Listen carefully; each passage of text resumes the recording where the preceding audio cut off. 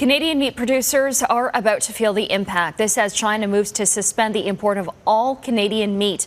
Tyler Orton with Business in Vancouver is joining us now with more. And Tyler, this is just another step in an ongoing saga, and it's going to have a huge impact. Yeah, if you look at how much the meat industry is worth in Canada, it's not small potatoes, considering that China is our third largest export market. Just in the first 3 months of the year alone, Canadian pork exports to China accounted for $310 million. So this is a big deal. And the move comes just days before the G20 summit kicks off on Friday, where U.S. President Donald Trump is expected to speak to Chinese President Xi Jinping about the fate of 2 Canadians arrested by Beijing following the arrest of Huawei executive Meng Wanzhou here in Vancouver back in December. So the timing might be something to raise our eyebrows at here, but Beijing does have legitimate reasons, considering that there were discovered 188 bogus export documents from the Canadian producers over to China. So we have to keep our eyes on this coming up this weekend.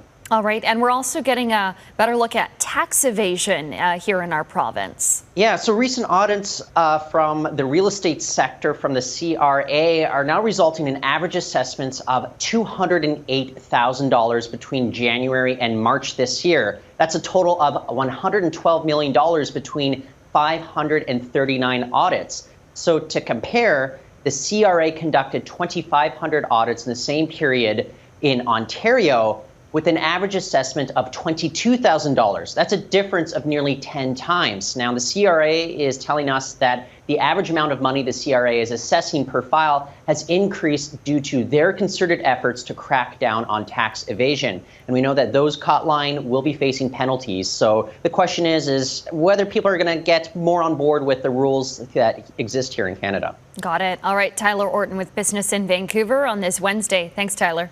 Thank you, Sonia.